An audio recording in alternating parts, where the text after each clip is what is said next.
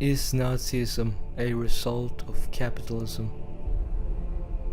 Xenophobia. The media portrays the black as the dangerous criminal and the Arab as the threatening terrorist.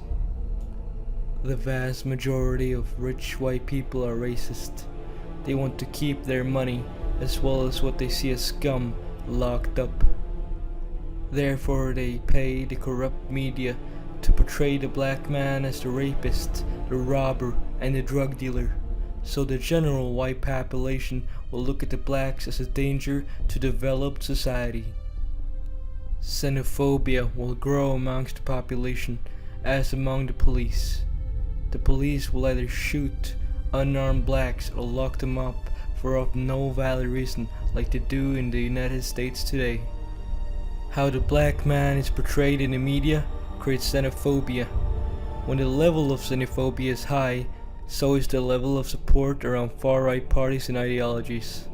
Far-left parties and ideologies are a threat to capitalism, so the bourgeois benefits in several ways in this method.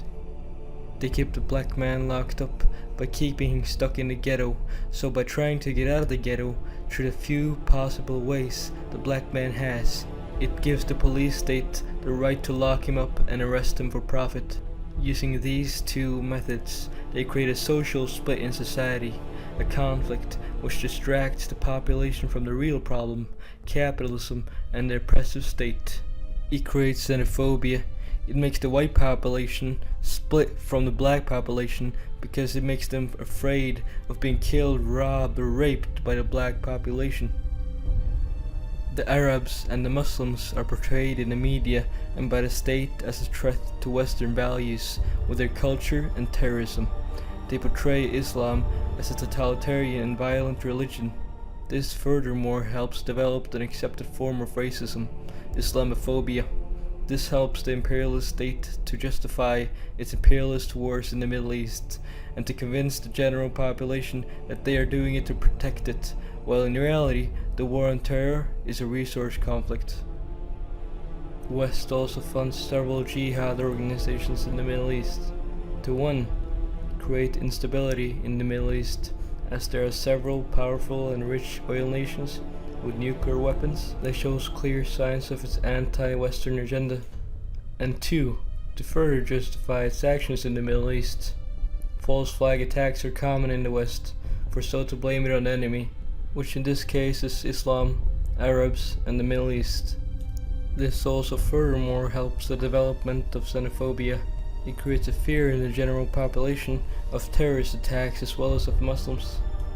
Xenophobia is a part of Nazism and of all racism. Xenophobic people are afraid and feel anxious among colored people and peoples from different cultures. Racism is social rejection. According to research, racism has a strong connection to low intelligence. The propaganda we are fed and the form of thought of not caring about what's happening in the world has all been created by the state, which contributes to low intelligence. An example that proves this theory right is that the older generation was more intelligent than this current generation. Causes to racism can be xenophobia, the fear of people who are different. An element of xenophobia is the present in racism. Deep fear can express itself in racially motivated violence. A need to feel okay, to feel worthwhile. This can result in people wanting to feel superior to others. Racism is used by governments to excuse systemic and systematic oppression and human rights abuses in capitalism. Historic patterns of prejudice, discrimination, and racism, colonialism, historic hostilities, and slave trade contribute to modern racism. Colonialism as well as neocolonialism are causes of capitalism. All of the countries that had slaves were also capitalists. The bourgeois brainwashed the white population to think that the natives in the countries that were victims of colonialism were like animals, that the white skin color was superior to these animals, that it was correct to treat these people like slaves, torture them, chop off their arms, rob their land, and use their forced labor. This is in part how white supremacy was created. Other causes of racism is ignorance of other cultures, religions, and values. This form of ignorance, as well as many others, is created by the mainstream media. Fear of sharing power with other groups of people. Isolationist and protectionist foreign policies, which is typical for the conservative and the far-right capitalist governments. Law and government policies aimed at preventing immigration of people of different cultures and religions. Individualism. In the United States, when public transport was still big, the car company owners decided to buy up close to all public transport services, just to shut them down. This way, the population could not travel cheaply with collective transport, but would have to buy a car to get far, as well as paying for its maintenance, for gas and for licenses, so they could make more profit, more capital. This is in part how individualism started in America. The standard of individualism is created by the bourgeois to make more money. They have implemented individualism in our society, so we each feel a pressure to have our own car, our own house, our own computer, our own cell phone, and so on, instead of living in a collective housing, using collective transport, sharing a computer with a family, for example, which is a lot cheaper and which benefits the society and the environment in the long run. Humans are social beings, and in all these distractions, especially technological distractions and capitalism individualism, we become isolated, far more isolated than our ancestors and their ancestors.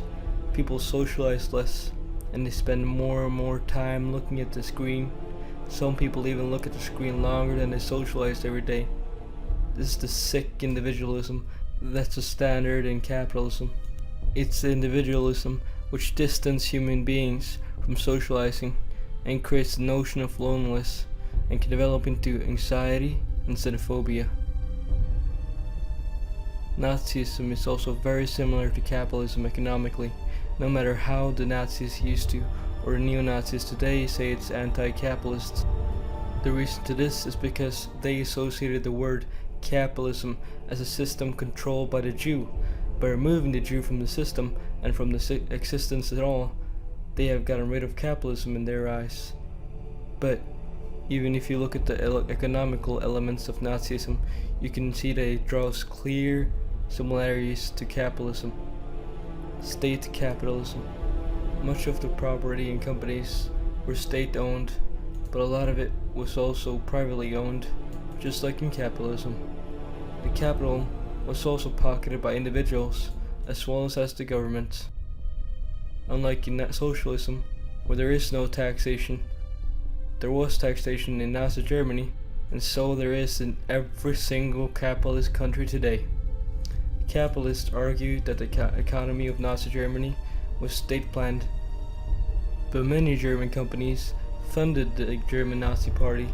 It is quite obvious that they would not do this if the party planned to remove all private ownership, which they did not. Even American companies like Ford funded the German Nazi Party. Business in Nazi Germany was owned by private individuals as well as by the state.